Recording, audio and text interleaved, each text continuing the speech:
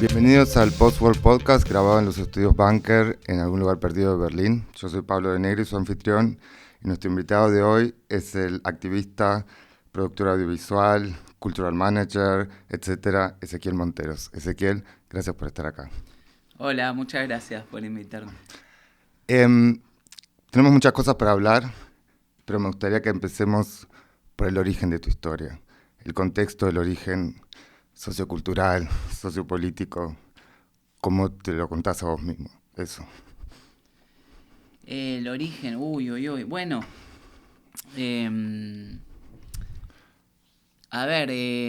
contexto, Guerra Fría en el mundo, doctrina de seguridad nacional en toda Latinoamérica, donde a través de Estados Unidos y Arrancó no post-war, sino post-war. Sí. Postguerra. O sea, las distintas dictaduras latinoamericanas decidieron, atacar contra todo punto crítico, llámese del color que sea. Uh-huh.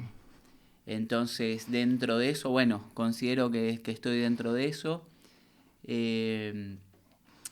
Por eso, soy hijo de una generación de los 30.000 desaparecidos. Mis hijos no están desaparecidos, son sobrevivientes de campos de concentración. Yo nací en 1978 y de ahí te puedo empezar a contar de que en realidad vivimos una realidad paralela a lo que era la Argentina. Uh-huh. Entonces, ¿por qué? Por un contexto de vida en la clandestinidad, el terror, el miedo. El contexto de la última dictadura.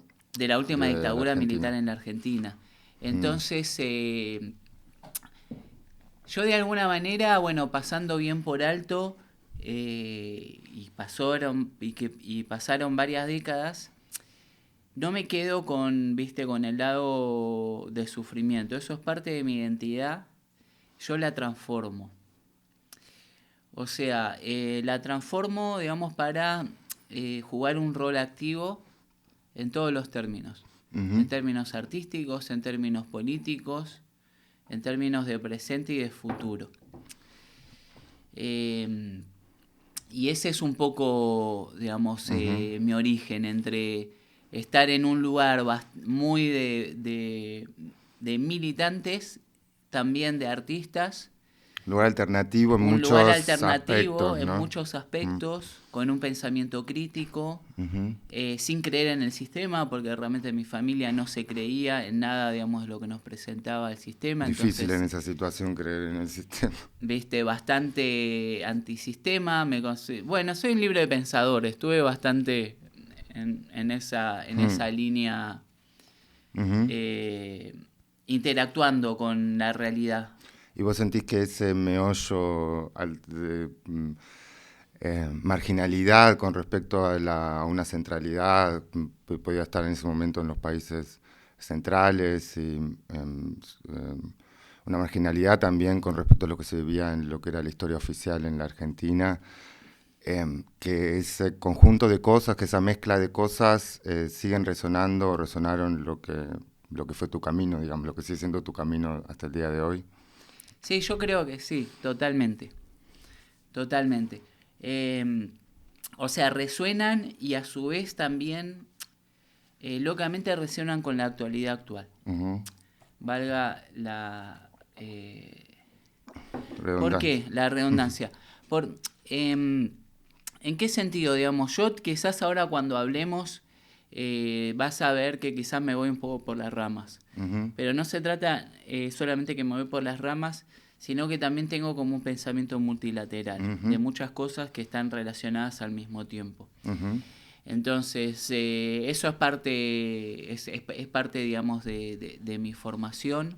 ¿Y cómo llegaste de ese origen como mixto y alternativo a estar involucrado directamente en una asociación como Hijos y en el activismo? Fue un magnetismo de los 90. A ver, yo viví los 90 muy puber porque mis amigos eran más grandes, entonces pude vivir todo el under de los 90 en Buenos Aires, a partir de 1993. O sea, desde la militancia política hasta el cemento, Dijule, los conciertos, todo, digamos.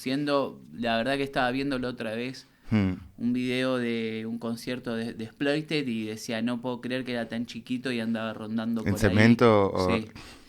Entonces, en ese momento, digamos, yo creo que se sitúa, digamos, todo por magnetismo, porque son esos momentos sociales en donde la cosa explota, ¿viste? Explota por distintos lados. Uh-huh. O casualidad que, bueno, los amigos que yo me encontraba, ya sea por militancia, digamos, por muchas razones, tenían o eran hijos desaparecidos, tenían un tío desaparecido, o habían estado en el exilio, compartíamos gustos musicales, y más o menos, viste, la cosa andaba por ahí. Entonces, creo que bueno, después, bueno, pasa la vida, pasan los años, y acá estamos. Ahí definitivamente estamos dibujando ya una posible interrelación entre política y cultura, o por qué esos orígenes similares también produjeron adolescentes punk. Sí, porque tenía que ver, a ver, en su momento igual es difícil porque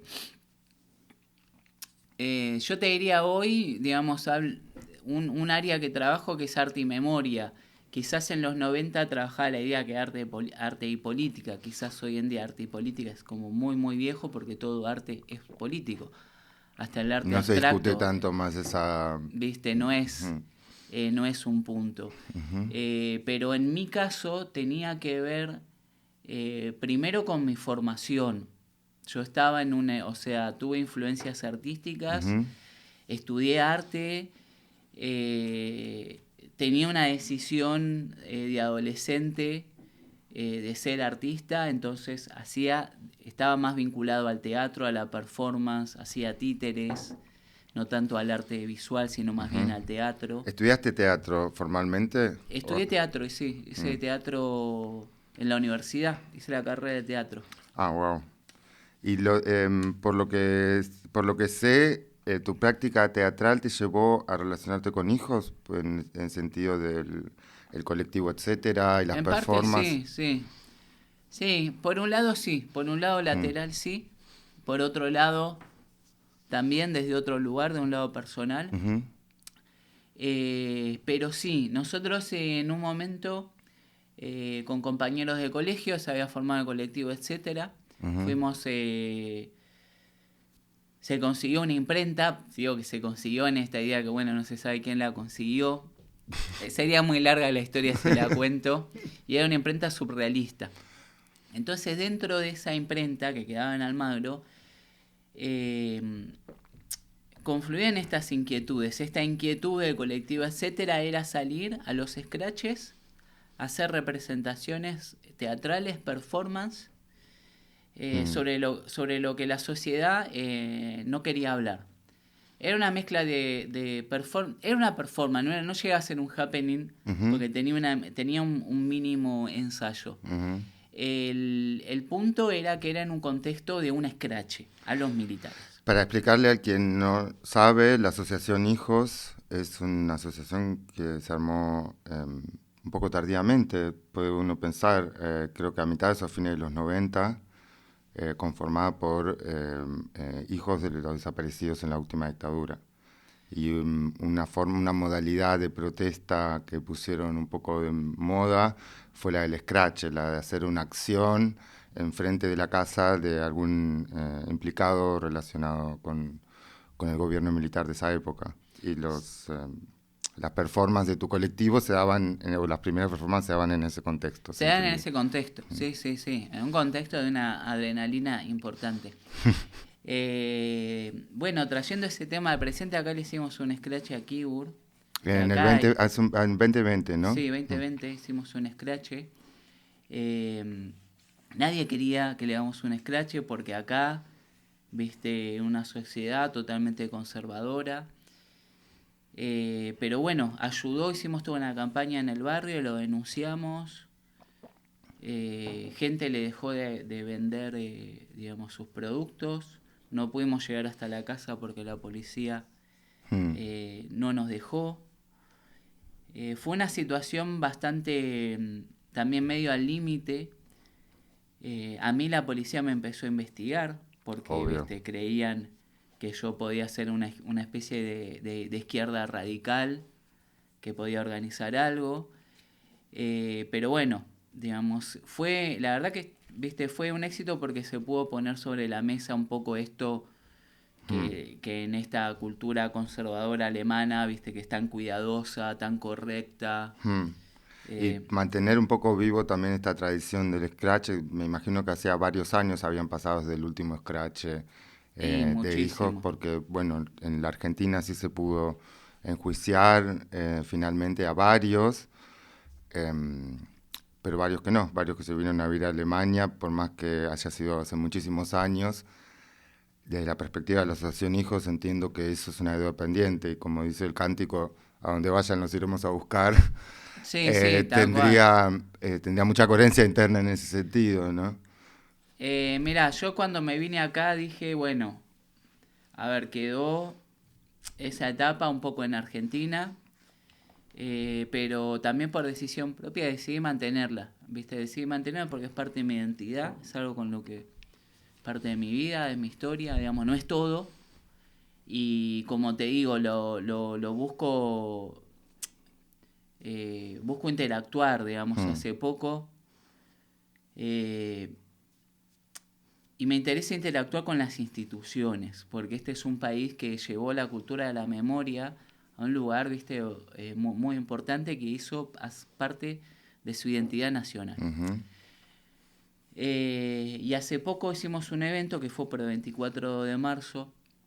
Yo tenía un interés muy especial de que ese evento sea en el Instituto Iberoamericano. Ahí fue donde yo te vi y después nos vimos al día siguiente en otro tipo de evento. Y el Instituto Iberoamericano era importante, se hizo con la embajada, se hizo con el Instituto Iberoamericano. Es importante porque es un lugar donde se colecciona una de las principales bibliotecas hispanohablantes del mundo. No sé cuántos kilómetros tiene de libros. Y es un lugar donde de alguna manera la memoria se transforma.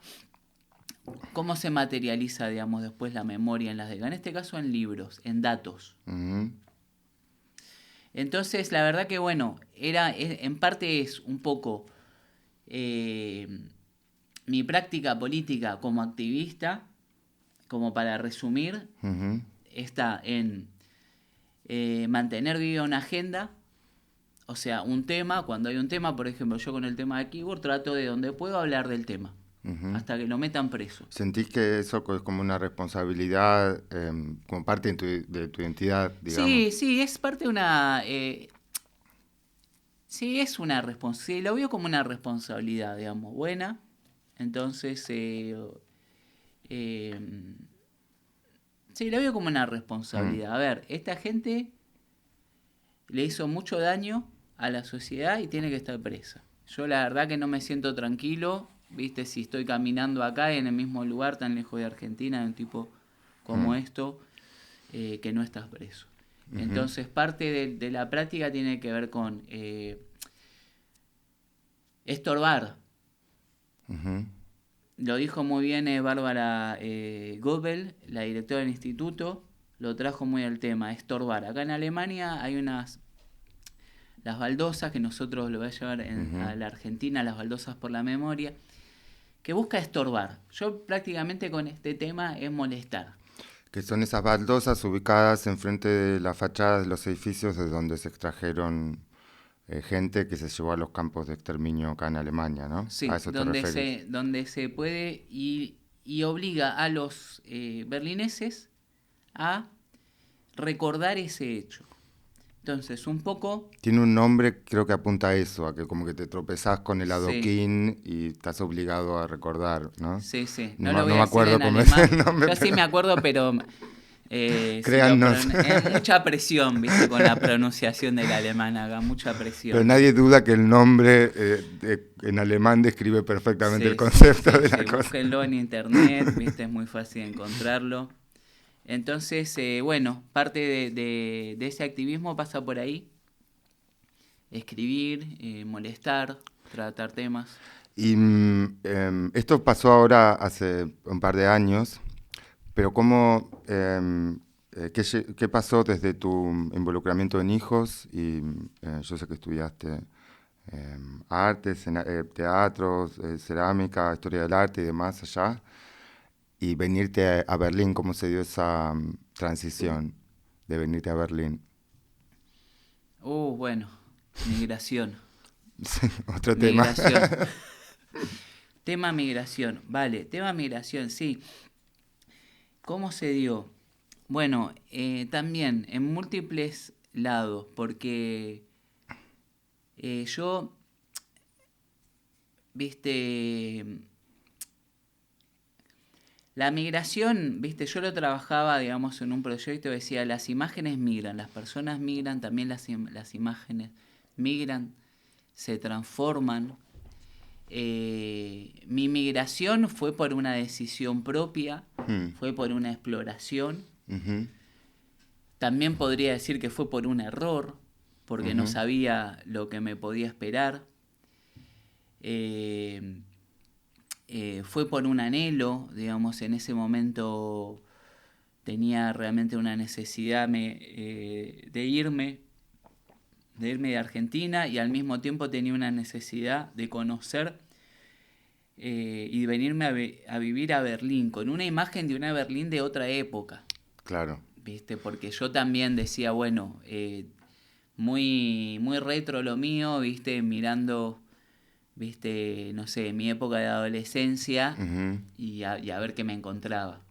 Sí, creo que a muchos nos pasó que nos venimos con una idea no del todo realista de cómo era la cosa acá, y también nos fuimos con una idea no del todo realista de cómo iba a continuar la cosa en la Argentina. No sé cómo fue para vos eso, pero para mí em, eh, fue descubrirme también un poco naif en mi proyección hacia ambas direcciones. Sí, eh, yo creo que siempre pongo, me digo a mí mismo algo, que es, o sea, la migración es como un proceso de transformación inevitable, Ujú, muy importante, eh, muy general, pero al mismo tiempo muy personal. ujú, Al mismo tiempo el recuerdo de lo que nosotros tenemos de Argentina, la Argentina que nosotros conocimos, de la cual nosotros nos fuimos, eh, no existe más. No solamente que no existe más, sino que vive en nuestra memoria como una fotografía.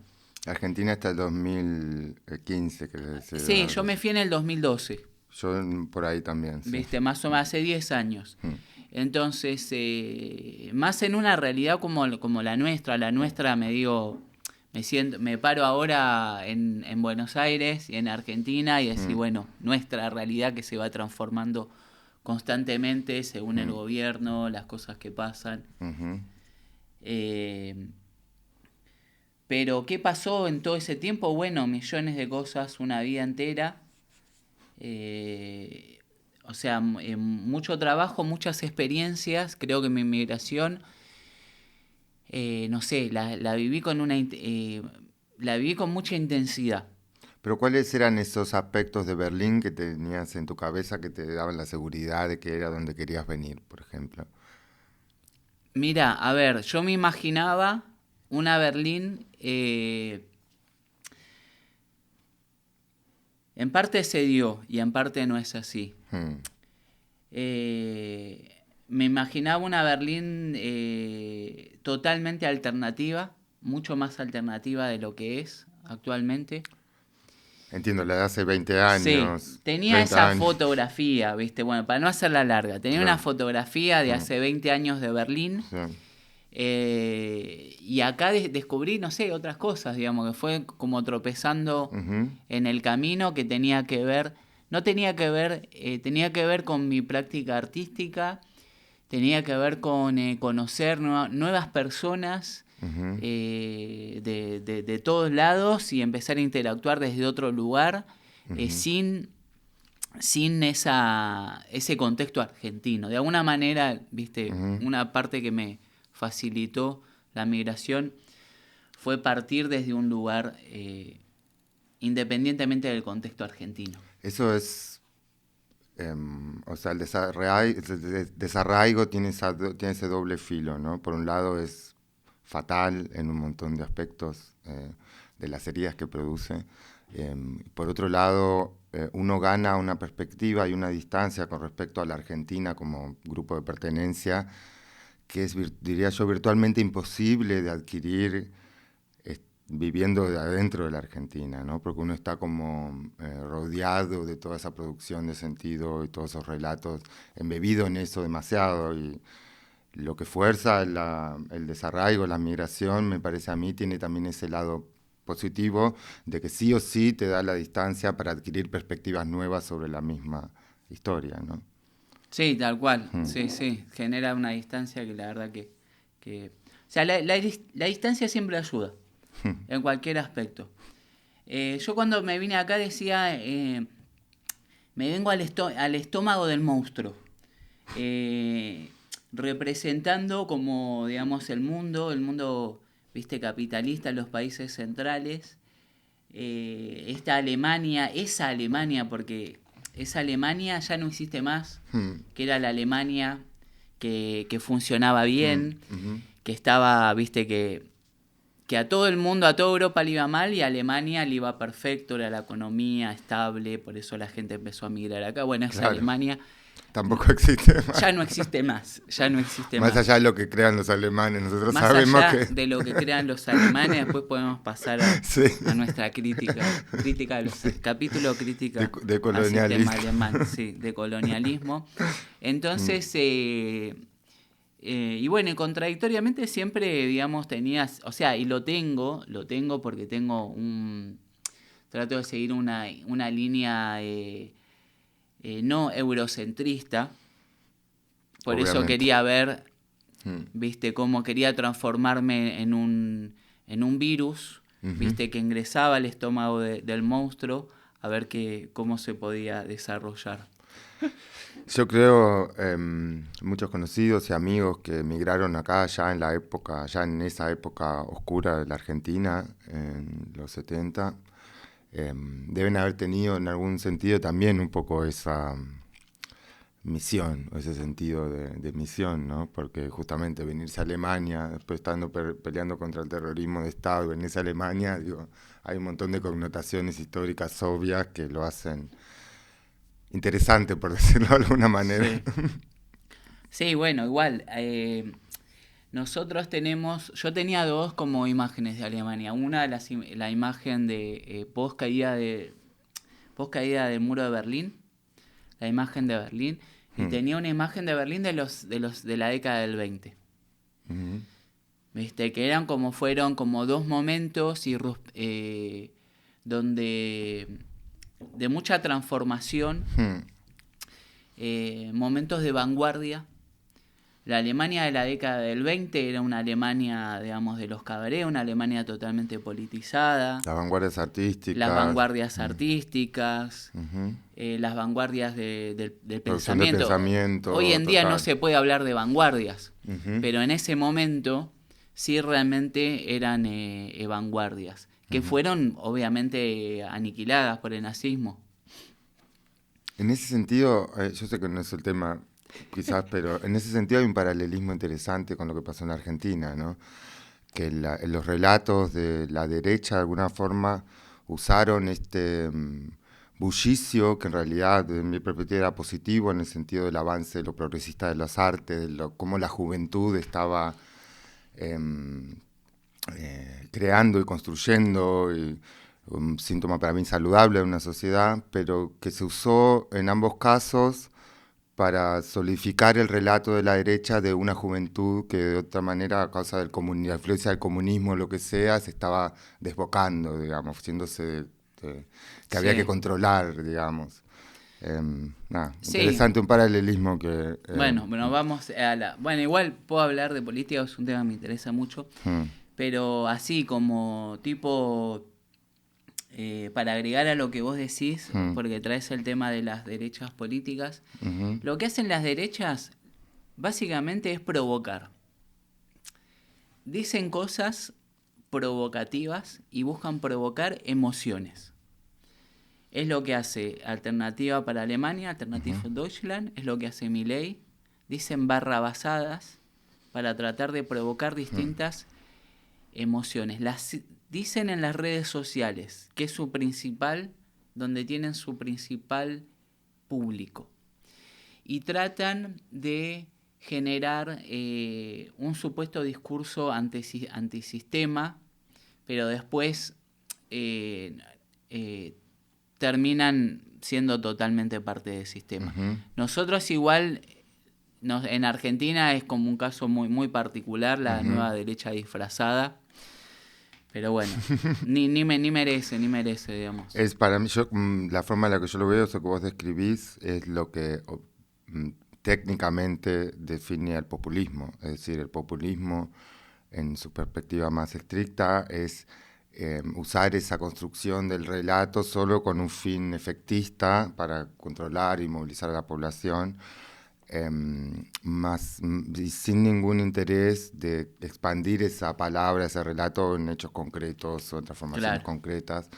Lo que pasa es que el discurso oficial, de alguna manera, está expandido en los medios, es el de asociar el populismo solamente con gobiernos de izquierda latinoamericanos. Es la única figura, la de la izquierda sería la de la izquierda extrema para la mirada europeocentrista, cuando en realidad populismo tiene que ver con eso, tiene que ver con esa,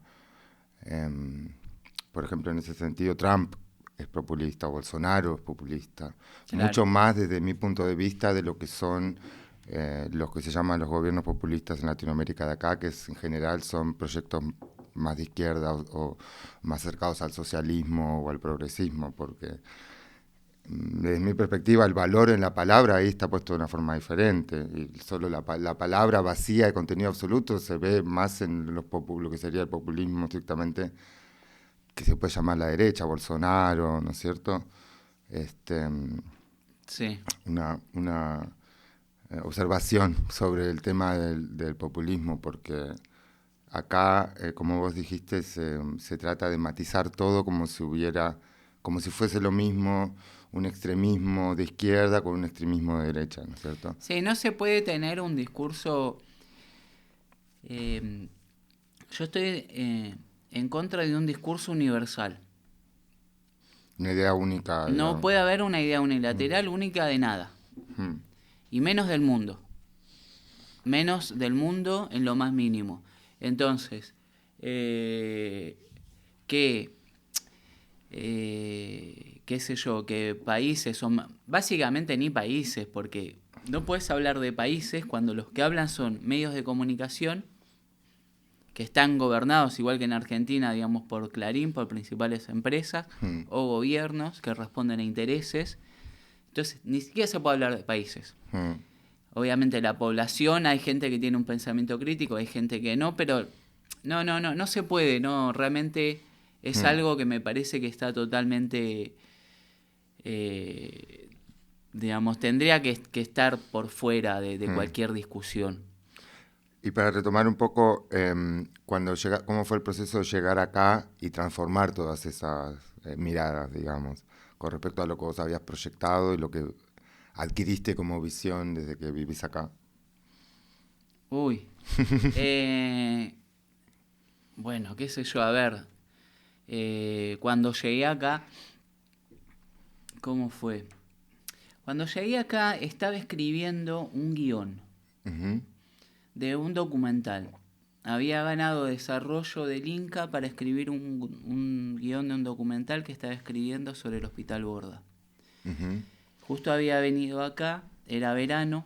El Borda es un hospital psiquiátrico, es un hospital psiquiátrico de Buenos Argentina, Aires. de Buenos Aires. Entonces, en ese momento mi cabeza estaba un poco entre estar concentrado. Me encontré con un guionista que conocí acá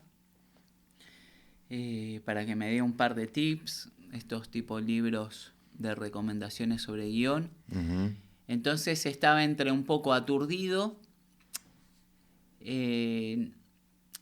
por todo el entorno que me era muy confuso, todo me era, viste, difuso y confuso.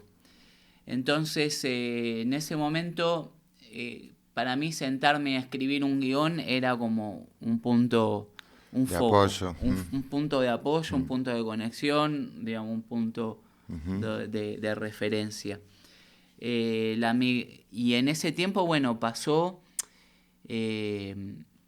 me costó un montón, digamos, los primeros años de migración, la verdad que no me fueron nada fáciles. Y después, bueno, fue un proceso que más de prueba y error, porque no hubo planificación que pueda ser como yo quería, todo lo que había planeado fue por otro lado. Entonces fue más bien de las cosas, digamos, que iban surgiendo. Y así todo lo que tiene que ver, digamos, con proyectos, trabajos, proyectos artísticos, se fueron dando muy orgánicamente, sí, orgánicamente. Básicamente fue así. Vos acá te dedicaste mucho a cuestiones relacionadas a gestión cultural y a sería art management, trabajas en Mira, yo acá me dediqué a varias cosas. A esas dos cosas que vos decís, me dediqué también a crear proyectos audiovisuales. Ujú, Trabajé en prensa, ujú, trabajé en festivales. Como que quería trabajar, me hice muy de... Como yo vengo del teatro y dentro del rubro audiovisual no tengo una educación formal, ujú. en su momento decidí aprender los distintos oficios. Entonces yo consideraba que aprender estos oficios los podía hacer directamente trabajando. Entonces fui tratando de cubrir puestos de trabajo en esos oficios. El trabajador de las artes sería, o Sí, arts worker sería en sí, algo inglés. así, digamos. Entonces, no sé, en su momento trabajé en prensa, Claro. trabajé en prensa en televisión, trabajé, digamos, en edición. Ujú. Hoy en día trabajo como técnico de medios, hago en instalaciones de arte. Trabajas en el Custer House Bethanien también, que es un centro de exhibiciones Trabajo en bastante... galerías de arte, en Kunstraum Bethanien, trabajo en distintas, o sea, trabajo por mi cuenta. Pude trabajar el año pasado en Documenta. Ah. Estuve en el Media Technic y la verdad que fue una súper experiencia, me enriqueció un ¿Te montón. especializaste sobre todo digamos, producción y montaje de media art? Sí, Sí. Mm. sí. Yo te hago todo lo que es Media Art y me fui profundizando en lo que son o sea, los nuevos medios y nuevas tecnologías. Entonces, básicamente es tratar de buscar soluciones tecnológicas a distintos proyectos. Ujú. Ya sea porque, o sea, podés llegar a un mismo fin de distintos caminos. Por distintos caminos depende, es como una cámara de filmación, ahora están más unificadas, pero en una época una te filmaba con un formato, otra con otro, bueno, lo mismo. Entonces, mi decisión era, bueno, trabajar, o sea, estar sí o sí dentro del medio artístico o dentro del Entiendo. medio cultural Ujú. y no moverme de ahí dentro de ese campo. Es como tu safe space de alguna Sí. manera. ¿Y en qué manera eso te sirve para refugiarte y en qué manera se conecta con esta identidad tuya, esta parte tuya de la identidad que tiene que ver con la cuestión de la resignificación de la historia, el trauma histórico en la Argentina, tu situación familiar en particular? ¿Lo ves como un escape de esa parte de tu identidad o lo ves como algo que está íntimamente relacionado? En realidad, tema identidad. Hmm. La identidad depende cómo uno la considere. Yo te voy a decir cómo yo la considero. Eh, la identidad es una construcción que no es una sola. O sea, hay distintas partes de uno, distintas experiencias que conforman una especie de identidad colectiva, pero en realidad es una identidad individual. Entonces, en ese sentido, no es lo que te quiero decir. O sea, todo lo que tiene que ver con mi identidad política o el pasado traumático, no es mi identidad entera. O sea, hay muchas cosas que conforman, digamos, mi identidad. El trabajo tiene que ver con que soy una persona muy, muy curiosa, que me gusta aprender todo, o sea, todo lo que sea nuevo. Me considero un nómade, o sea, me aburro fácilmente de distintas cosas. Hablamos de eso fuera de cámara, en eso somos similares. Sí, o sea, me aburro por distintos motivos, porque o me parece que ya es algo que ya se hizo, que ya es viejo. Me parece cuando es algo, viste, es muy común en el mundo del arte, copy-paste, viste, muy copiado de lo que se ve y se vuelve a repetir, como algo, viste, en este paradigma artístico de hace más de un siglo atrás. Entonces, en ese sentido, y por otro lado me nutre mucho, porque me nutre para mi trabajo. Para mis investigaciones y mi trabajo artístico me nutre bastante trabajar con otros, porque si no es un mundo como muy en mi burbuja. Entonces voy aprendiendo, ¿viste? Acá tenés la oportunidad realmente de trabajar con artistas de todo el mundo, con muchas perspectivas, y en ese sentido, bueno, me gusta. ¿Y hiciste trabajos, se podría decir, artísticos o de investigación que directamente trataban el tema de la migración, por ejemplo? Hiciste un trabajo sobre archivos de la migración a Alemania, Argentina. ¿En qué contexto se dio ese trabajo? Vale.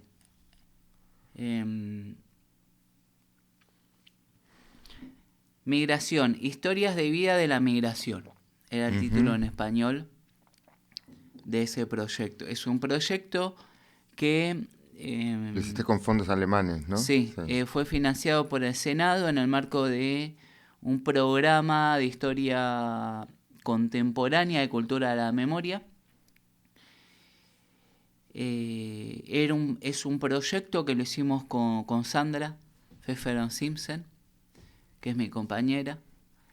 Ella, los abuelos de ella y el bisabuelo era diputado socialista en Alemania y se tuvo que exiliar a la Argentina en 1933, y así su abuelo y así toda su familia.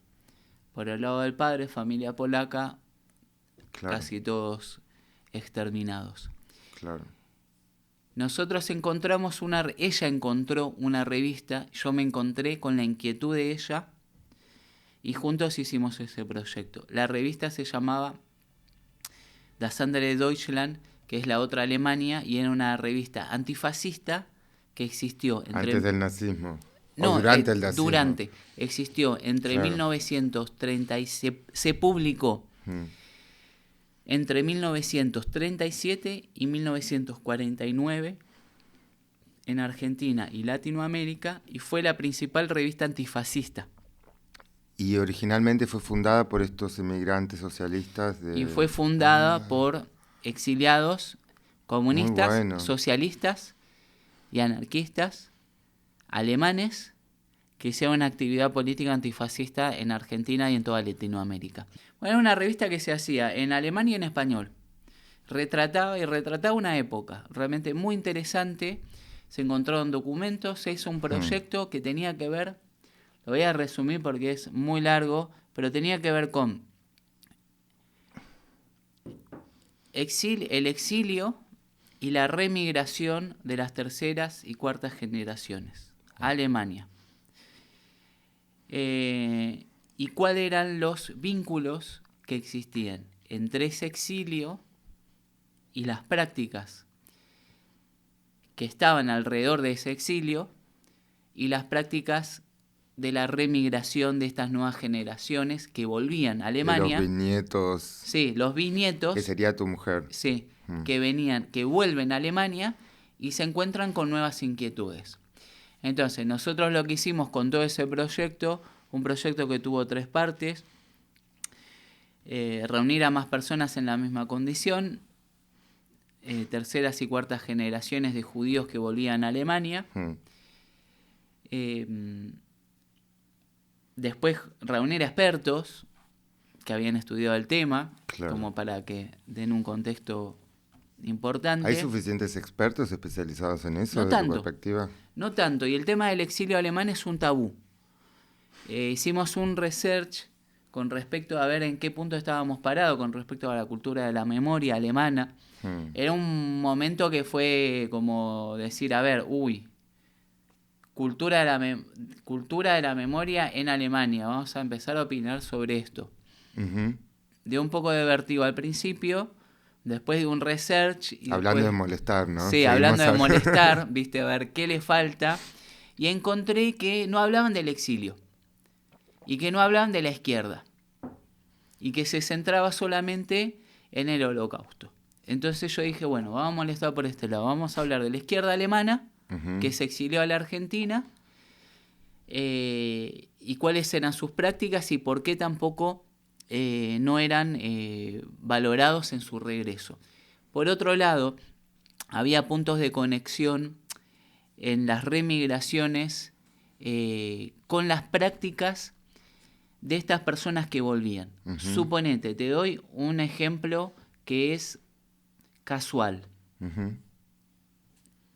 por llamarlo de alguna manera, si existe lo casual. El abuelo de Sandra tenía un grupo de teatro que se llamaba la Troupe 38. Hacían teatro de propaganda en alemán, en Buenos Aires, antifascista, para denunciar qué era lo que pasaba en Alemania en ese momento con Hitler. Antes de que suceda la Shoah. Antes, que se conozca. Y usaban un mameluco. No sé de qué color porque la foto era blanco y negro. Pero hay registro de la Troupe 38, más o menos en la década del... Es para la década del... Sí, 40, 50, por ahí. Sandra acá empieza a participar en un grupo de teatro y hacían teatro feminista, usaban un mameluco y tenía mucho que ver con el teatro que hacía su abuelo. Ella desconocía esa práctica de su abuelo, la encontró después en una foto, desconocida, fue una casualidad la idea de que ellos usen un mameluco. Fue de quien hizo la escenografía y quien se ocupó del vestuario, que nada sabía. Es interesante la coincidencia de búsquedas similares, por más que uno no tenga directamente la información de las prácticas de sus antepasados. Sí. Y de disciplinas, prácticas, o de repetir un poco la metodología en la cual hacer esa búsqueda. Eso tiene que ver, ya que me das el pie, tiene que ver con la posmemoria. La posmemoria o sea, me quiero situar en la Argentina y me sitúo en Alemania.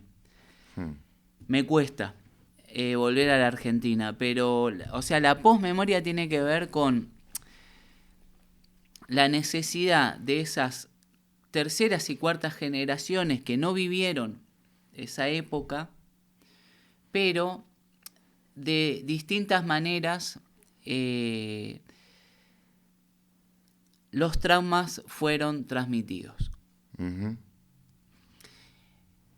Sería en la parte que tiene que ver con la transmisión de la memoria. La transmisión de la memoria puede ser, o sea, ningún hecho que sea realmente trascendente se puede esconder.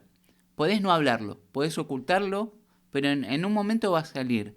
En las posmemorias, quienes estudian las posmemorias, que tienen que ver con el arte de posmemoria, son estas nuevas generaciones que tienen la inquietud y la necesidad de transmitir algo en función de eso. Resignificarlo para hacerlo más entendible quizás en el contexto de hoy en día. Resignificarlo y ahí me hace el pie. Hacerlo más entendible, actualizarlo. Es una manera de hacer una actualización ante las dudas sobre ese archivo. Y buscar de alguna manera la garantía de que va a existir una transmisión de esa conciencia de lo que pasó, que prevalezca algo de lo importante de ese hecho o de la herida, en todo caso, ¿no? Sí, de alguna manera prevalece y aparecen nuevas cosas, nuevas preguntas. La otra vez estaba viendo, bueno, hay muchísimos trabajos de muchísimos artistas.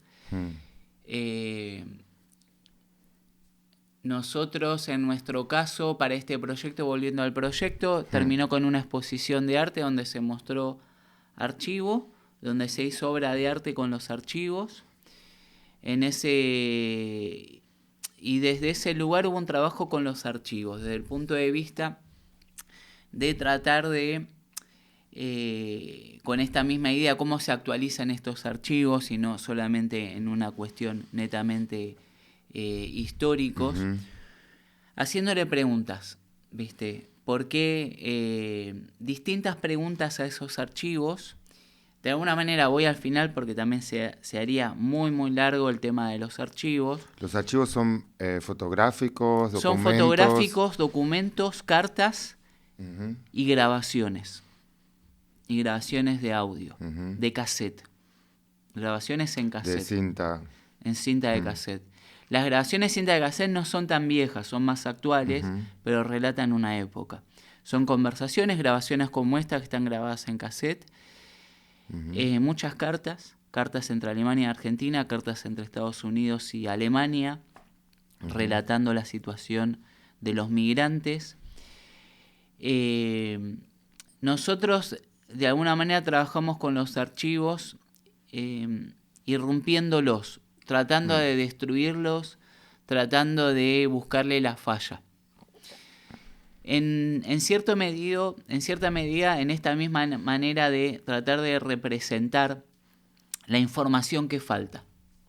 Entonces, si esos archivos ya, porque nosotros no presentamos el archivo original porque está a resguardo, eran archivos que estaban digitalizados.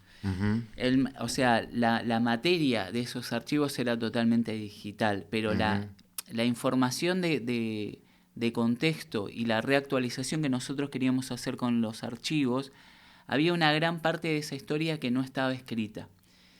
De alguna manera, al romper los píxeles, ¿viste? Y al mostrar una falta de información, era una manera de representar ese tema o alguno de esos. Como generar un gesto poético que busque algún tipo de interacción con ese archivo, por más de que no sea el cientificista, ¿no? Y lograr que se desprenda de esa interacción algún tipo de verdad. Sí. Por más de que sea un gesto poético en el sentido de que es más importante la búsqueda y la acción de hacer eso, digamos, que quizás lo que se encuentra a nivel cientificista o de la historia sí, oficial. más vale. Era un hecho más de... es una obra de arte que busca tratar de representar un poco los conceptos de la investigación, que varios eran, la falta de información, por otro lado la transformación de los archivos, había otra instalación que eran fotografías que estaban como una especie de revelado, como si los archivos estuviesen en constante revelación, siempre pudiesen estar revelando algo nuevo. Eso también se representaba. Y esto de la postmemoria, ¿de dónde salió? Porque yo es la primera vez que lo escucho y me encanta todo lo post. Estas definiciones post me encantan. ¿Cómo lo ves vos? A ver, hay varios autores que no los recuerdo ahora. Sí. Pero los podemos anotar, digamos, después. Digo porque yo sé que vos tenés tu propia... Vos sos, además de todo lo que hablamos, sos un creador de conceptos. Sí. Digamos, como de hobby, construís también conceptos y una filosofía por qué haces lo que haces. Por eso conectás todas estas cosas dentro de tu propia narrativa. Y yo sé que vos tenés tu propia teoría de la memoria que desarrollás en relación también con esto del error. Lo de postmemoria me encanta porque obviamente estamos en el post-world y todas estas relecturas son muy pertinentes acá. Pero me gustaría saber más dentro de tu propio universo, dentro de tu propia creación de conceptos, cómo se interrelaciona esa posmemoria con respecto al tema del error. Sé que estás escribiendo sobre eso y me gustaría inmiscuirme un poco dentro de tu imaginario en ese sentido, cómo se conectan esos términos. Sí, estamos en la época de los post y los trans.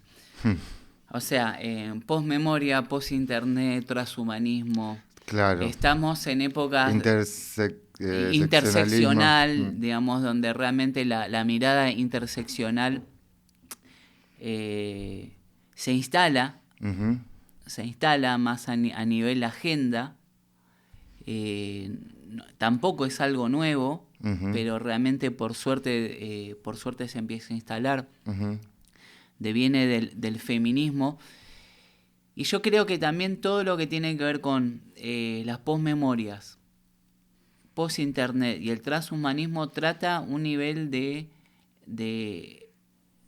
diferentes capas. De empezar a tratar, viste, las cosas y los temas en un nivel de multiplicidad que interactúa ujú. y se va pasando anacrónicamente a distintos niveles de protagonismo.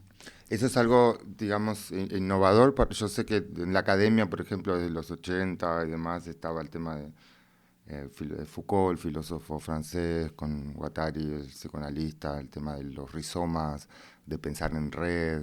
Era algo bastante novedoso en ese momento en la sociología, en el estudio. Llevó varias décadas, pero ¿crees que ese nuevo, se puede decir, nuevo approach, de en vez de ir a una sola interpretación binaria, ir a una más complejización de la situación, es algo nuevo como modo de aproximación a estos temas? Eh, en parte se vive como, o sea, no es algo nuevo, Mm, pero en el nivel de apropiación, siempre la apropiación es algo nuevo, porque se vive desde el presente. ujú. Yo no estoy muy de acuerdo con el término apropiación. No me, yo no considero que nos tengamos que apropiar de nada. O sea, está bien, uno puede tomar ciertas cosas, usarlas, ¿viste? Y dejarlas. ¿Viste? Porque esta idea de apropiarse, digamos, también tiene que ver con esta idea como de una propiedad. Una propiedad también la tenés para el resto de tu vida, tenés que pagar. Sí, te va a dar. Y en el contexto de la última dictadura militar en la Argentina, está asociada, las connotaciones, digamos, no son para nada alegres, Sí, en ese contexto como mucho para peor, claro. usarlo más levemente en cuestiones que hacen a la expropiación estética o cultural, ¿no? Em, Entiendo que en la Argentina convendría usar otros términos, quizás. Sí. No, igual en general se usa el término positiva. A ver, hay términos que se pueden usar, si se puede valorar algo como positivo o negativo, Hmm, no lo sé. Tampoco me gusta término positivo o negativo. hmm, Pero si, ponele, en buenos términos podría decir sí, si lo valorás positivamente, la apropiación te puede servir de algunos términos, de algunas cosas. ujú, Yo pienso que igual en general también tengo una mirada, o sea, vivimos en tiempos de sociedades líquidas, donde todo se licúa, la vida política, donde no tenemos ningún tipo de temporalidad, estamos, digamos, todo el tiempo en una no conexión con el tiempo. De ese me acuerdo el autor, Zygmunt Bauman. Sí, qué grande, qué grande. En esa no conexión. Y por otro lado, a mí me gusta la interseccionalidad porque eh, pone en discusión al eurocentrismo. ¿Viste? Pone en discusión, básicamente para mí pone en discusión el eurocentrismo y ciertas ideas que nos vamos asociando, o voy a usar el término para que se entienda, del sur Mm, global, otro término que no estoy de acuerdo por el global, pero bueno, tiene que ver con cómo nos solidarizamos todos los países ujú, del sur, que fuimos colonizados, y cómo podemos lograr avanzar ujú, en este proyecto que ponga en discusión ujú, cómo continúa siendo visible la colonización en términos invisibles.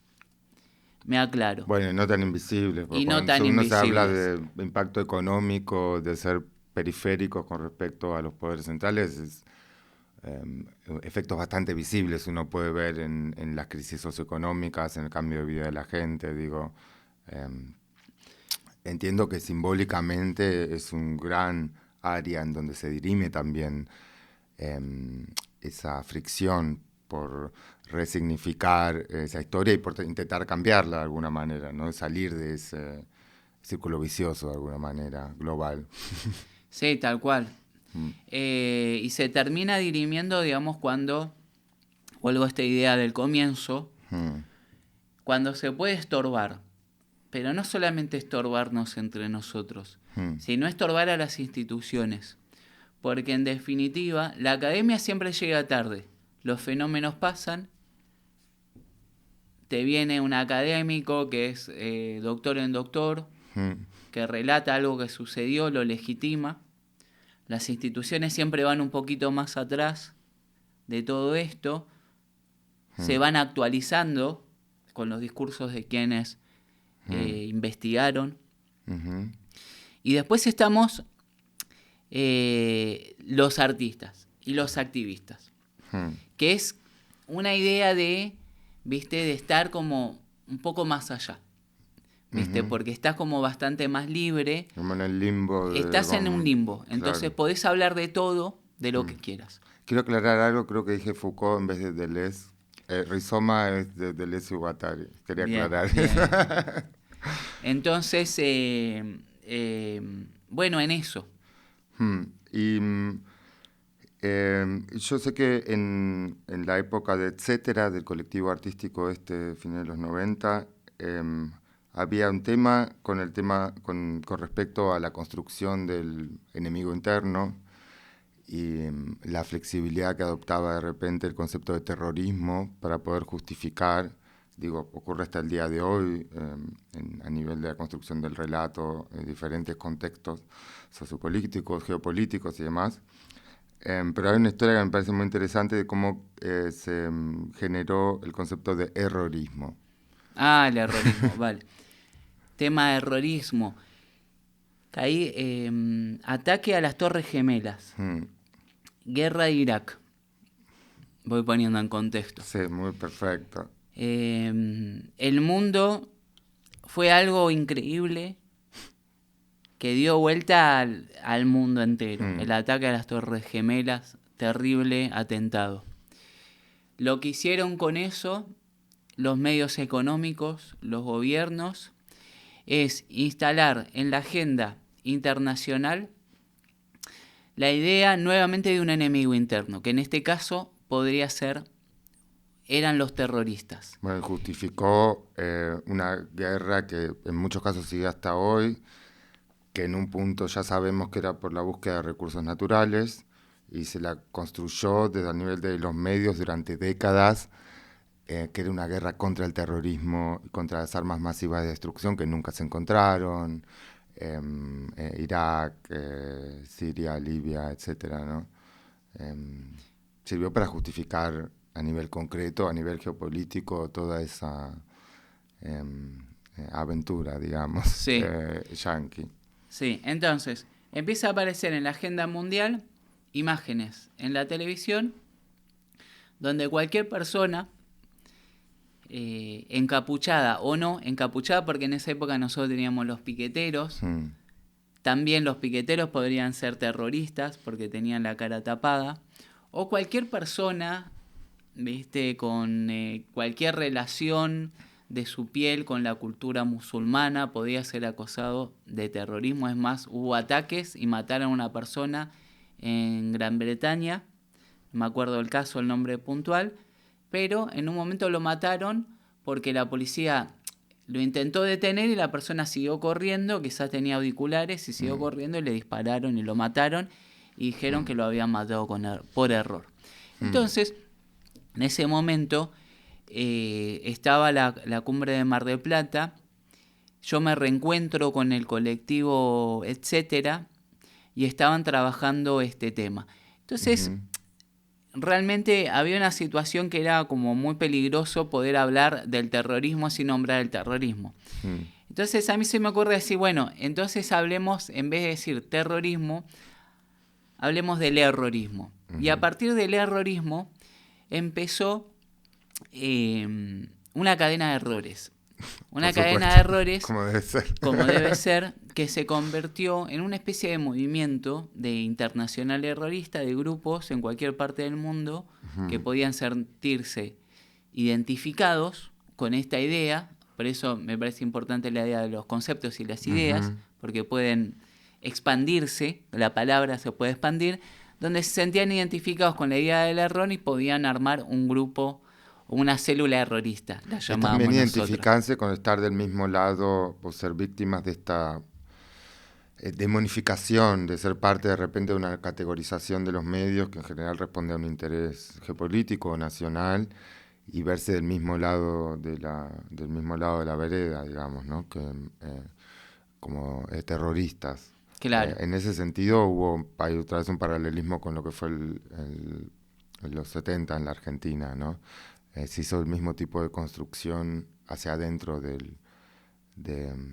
la sociedad. Sí. Y bueno, eso se hizo, era un trabajo, digamos, que tenía que ver más teatral, performativo, que después hay 80.000 trabajos sobre eso, digamos que lo hicieron distintos grupos y artistas. Básicamente tenía que ver, se hizo un manifiesto errorista, hicimos acciones, performance en Mar del Plata, en la Cumbre de las Américas. La famosa cumbre con Chávez y con Néstor Chávez. Kirchner, donde se le dijo no al ALCA. Sí, cuando se hizo no al carajo. Maradona. Sí, Maradó. Y básicamente plantea una idea, no, viste, antirracionalista, viste, de todo. ¿Viste? Era como retomar un poco lo de las vanguardias del principio del siglo XX, ¿no? Sí. Un poco así por surrealismo. No sé. Sí, básicamente sí, ligado, viste, al surrealismo. Por ejemplo, el surrealismo tiene mucho del error. Tomar la cuestión de bueno, en la parte creativa también trabajás, digamos, mucho por el error, y después estaba el tema también cómo eso influye en el punto de vista, depende cómo vos te tomes. Si vos cometés un error y lo tomás como una equivocación, viste, puede ser terrible, pero si lo tomás como algo bueno, entonces empezó a aparecer. Lo apropiás en el buen sentido. Lo apropiás en el buen sentido, lo usás en el buen sentido.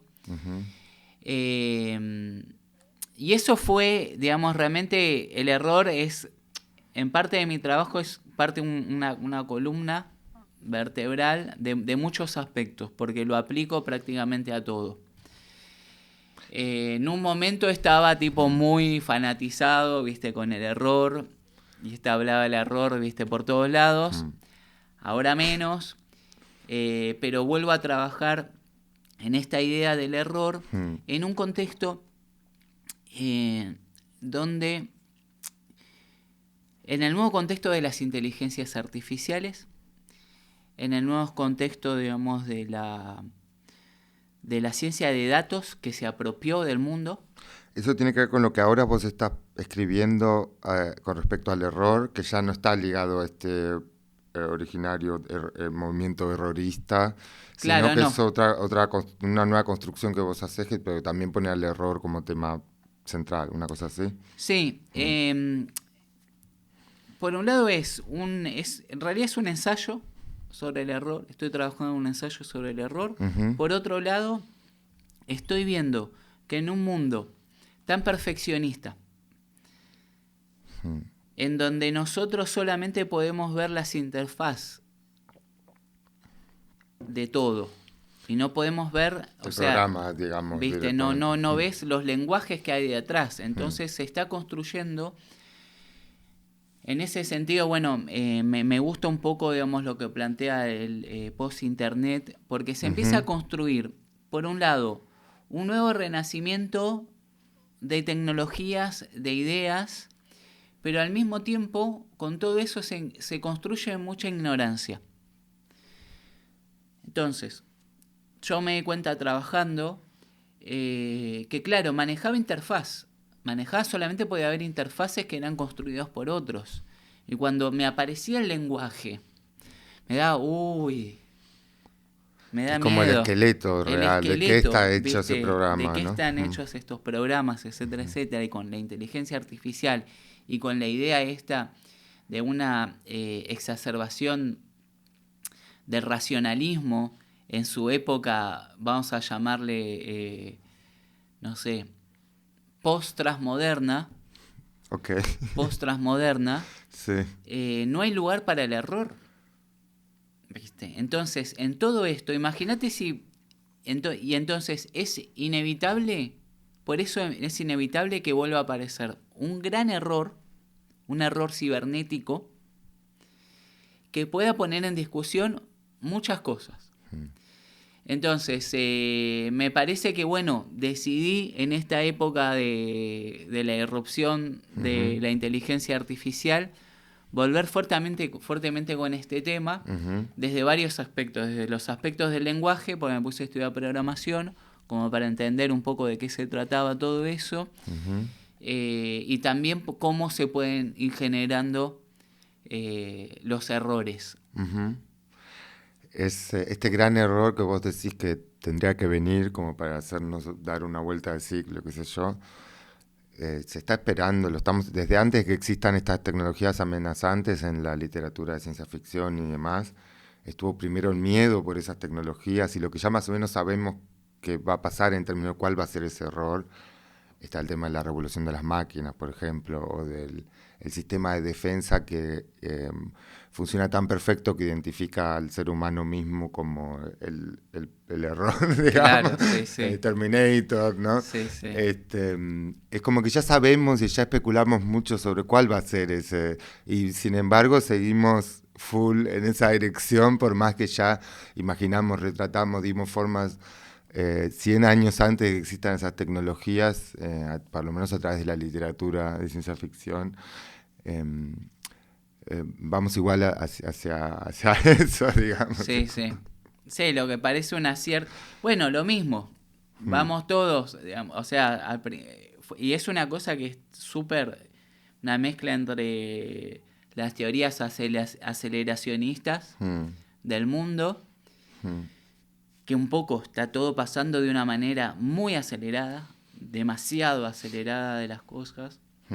Es el tema de la singularidad, de que estarían pasando todo, creciendo todo tan exponencialmente que sería un rasgo de que estamos a punto de llegar a esa singularidad en donde se dé ese salto dialéctico cualitativo. Algunos, sobre todo ahora con el tema de la inteligencia artificial, se está hablando más y más de eso, y que se hable más y más de eso para algunos estudiosos del tema es ya un signo de que esa singularidad o ese gran error que nos haga dar otro salto en, en nuestra conciencia o en nuestro mundo, estaría cerca en ese sentido. No Y sé cómo podría vos lo pasar, ves. tranquilamente podría pasar. ¿Sos optimista o sos pesimista en ese sentido de la posible revolución de las máquinas, por ejemplo? A ver, sí, es una... Soy un pesimista optimista. Ok. Soy un pesimista optimista. Lo tomo. ¿Por qué? Digamos, porque soy optimista, pero no estoy totalmente convencido, ¿viste? Te cuenta de contar los elementos para justificar el optimismo. Me cuesta, ¿viste? Me cuesta, ¿viste? Como decir, sí, bueno, Querés. sí, quiero. Es más unas ganas que otra cosa. Pero mira, con respecto al error, ChatGPT, como es un programa que analiza datos y te pasa rápidamente datos. Muchos de esos datos son erróneos. Entonces, ahí puede haber una cadena de errores que están directamente iniciados por la inteligencia artificial. Suponete. Hay personas que pueden tomar decisiones o escribir cosas o tomar literalmente decisiones. Suponete, te pongo un ejemplo. Sí. el secretario de Biden va y consulta a ChatGPT Como si fuera un oráculo, digamos. sí, sobre algún tema importante. Entonces va, tiene la respuesta, se apropia de esa respuesta porque la hace propia, no le dice a Biden o al Senado de Estados Unidos que... Eso, perdón, yo estoy convencido que eso está pasando en muchos estratos de la sociedad, en muchos niveles, en muchas compañías, no solo en el gobierno, es obvio. Sí, y está pasando porque vos ya no sabés quién te mandó, cómo lo Claro. escribieron, qué es, y se empieza a romper con esta idea de, de la veracidad, de la veracidad de la Ya imagen, la de la, posverdad en un viste, sentido bastante también, amplio. viste, posverdad, Mm. viste, esta idea de esta repetición de esta imagen, nosotros venimos con una construcción de una imagen totalmente colonizada, está El mundo totalmente, occidental, por el mundo digamos. occidental, está totalmente colonizada por el mundo occidental, blanco, y Imperialista, viste que eurocentrista, etcétera, etcétera. reconstruye que gracias a tener el poder de las tecnologías, los reconstruye. ¿Por qué no vemos otro tipo de discursos en las imágenes constantemente? Y después están en la repetición. Suponete, no sé, eh, ¿cuándo puedes saltar? No sé, las bases de datos. ¿Cuáles son las principales? La otra vez me estaba fijando. ¿Cuáles son las principales? ¿Dónde están las bases de datos del mundo? ¿Dónde se está Silicon Valley. acumulando esa información? Mm. ¿Y cómo eso puede generar algún tipo de error? ¿Y qué pasa cuando... muchas cosas van a pasar. O sea, Mm. no... yo pienso, para mí, la inteligencia artificial hoy en día es, por un lado, para muchos es una herramienta y para otros es fuego puro, porque está dejando mucha gente sin trabajo, pero al mismo tiempo le está dando muchas herramientas a otros para hacer múltiples cosas. Entonces, vamos a ver qué pasa. Hay algo muy inquietante de una perspectiva postmarxista, diría, con el tema de la dialéctica del amo y del esclavo de Hegel, en donde porque el amo tiene el poder y delega el trabajo sobre la materialidad de la historia en el esclavo, necesariamente el esclavo, como adquirió el contacto directo con la creación de la materialidad de la historia, en algún momento da un salto cualitativo en donde pasa a estar en el lugar central de esa construcción. Y ahora pues, pareciéramos estar haciendo lo mismo con los robots o con estas inteligencias artificiales, en delegar. Lo hacemos por más que el miedo ya estaba ahí, como dijimos hace 100 años, ¿no? Antes que exista la tecnología, y lo estamos haciendo igual. Por más de que muchas teorías indicarían que esta sería como la condena, ¿no? Que nos someta a nosotros en un futuro cercano a la máquina misma, digamos. Es la construcción de la ciencia ficción, por lo menos. Sí, sí, sí. Sí, Y vos es el ves, Blade Runner, sí. pero vos me imagino, y para ir llegando al final y tratar de unir un poco todo, me imagino que en esa búsqueda vos tenés una parte que permanece más allá de que hablar de la posverdad, vos permanece en vos, digamos, una creencia, por lo menos parcial, de que a través de las nuevas tecnologías aparezcan también nuevas formas de llevar a la verdad, y no solo a la posverdad, o me equivoco. No, yo creo que o sea, a ver, las tecnologías son una herramienta, entonces hay que ver, yo por ejemplo, yo creo en este pesimismo optimista en las nuevas generaciones. Y todo, digamos, no me parece que lo nuevo dentro de poco va a ser viejo. Y los que toman la posta en esa inquietud prácticamente de un juego son las nuevas generaciones. Entonces hay que estar como muy cerca de todo eso que sucede. suponete, no sé, toda la tecnología, digamos, que se incorporó en todo lo que ve la mayoría del mundo, viste, de los software, todo viene de los juegos, de los videojuegos. Era una cosa que nadie le daba mucha bola.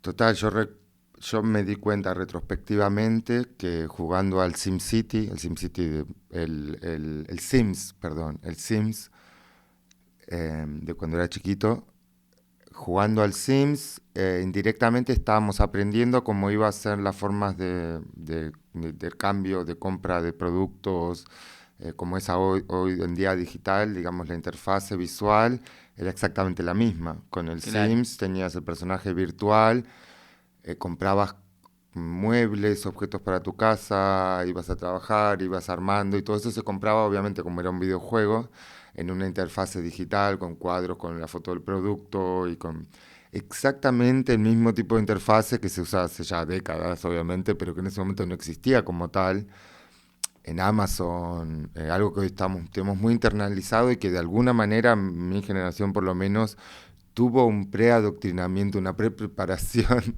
hacia eso a través de los videojuegos. Yo no puedo decir si eso fue ideado o si es algo que se da de forma como más dialéctica, pero hay ahí algo para pensar, me parece, Sí, tal cual. porque estamos viviendo en el sentido de por lo menos del mercado de compra y venta de productos y otros tipos de servicios y experiencias que consumimos y producimos, eh, muchos se dirimen solamente en esa interfase digital, en esa interfase visual de esos programas que vos decís. Ocultan un poco la esencia de su construcción y lo tenemos completamente eh, naturalizado. Por eso muchos tienen elementos para ser un poco más paranoides con respecto a eso. Digo, darse cuenta de eso, las generaciones más jóvenes no lo tienen. Darse cuenta de eso puede despertar algunas paranoias. Sí, además, mira, ojalá positivamente, no sé qué va a pasar, está todo el mundo dado vueltas para mal, pero puede llegar a venir algún tipo de error, un gran error del sistema de las tecnologías, un error bueno mundial, que quizás abra y pueda El poner error en positivo. Es un como tu error, pesimismo sí, optimista. un error optimista, ¿viste? Un error optimista que pueda abrir los ojos a todo el mundo de que están viendo solamente interfaces y que es todo mentira y que pueda que se puedan reencontrar de otra manera con todo o aprender eso o con todo. Realmente no lo llamo como virus porque virus está asociado a algo destructivo. Hay allá autores, Burroughs habló del virus en ese sentido. Bueno, ahí justo estaba pensando en él y él hablaba, eh, creo que el libro es no sé si la revolución tecnológica o la revolución electrónica, que decía La que revolución electrónica. el virus es la palabra. Claro. El virus es la palabra. En este momento, por ejemplo, con las nuevas derechas, los discursos del odio es el principal virus mundial. Total. Porque desparraman odio, viste, por todos lados. Entonces, tiene que haber otro tipo de error. ¿Y vos confías entonces en que venga este gran cataclismo errorista, optimista, que Sí, pueda tener consecuencias positivas también? Un y cambio sí. de mentalidad quizás, o cómo visualizas que puede ser ese cambio positivo. Eh, Ese cambio positivo, mira, lo visualizo. Imagínate que se cae todo el internet del mundo. Puede pasar con una lluvia Se cae solar, por todo el ejemplo. internet o sea, se caen todos o sea, va a generar al principio todo un caos, pero nos va a ayudar a reconectarnos en que no dependemos solamente de internet y de esas interfaces.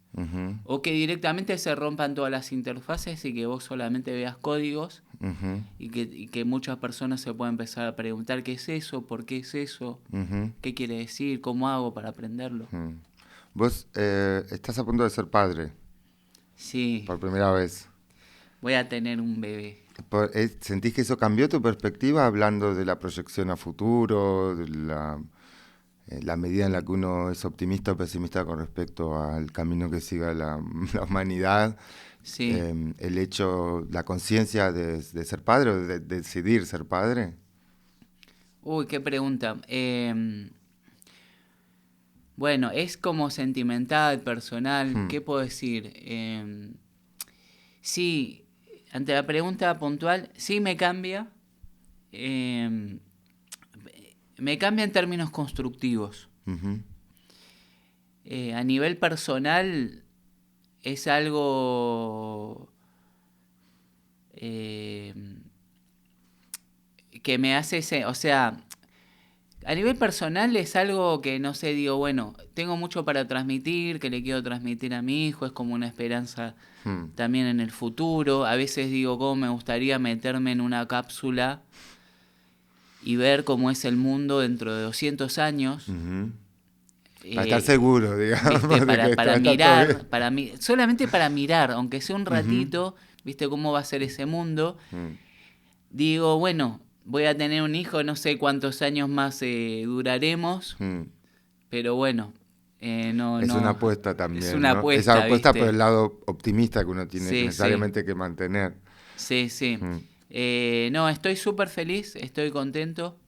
Vamos a tener un hijo con Sandra. ujú, Todavía no tiene nombre, mm. Error pero se va a llamar. error, digamos. Pero sí, preparando todo, preparando todo. Bueno, Ezequiel, muchas gracias por la charla. Vamos a dejar en la descripción links a tus proyectos, tus redes, lo que vos quieras em, mostrar de los proyectos en los que estés involucrados ahora.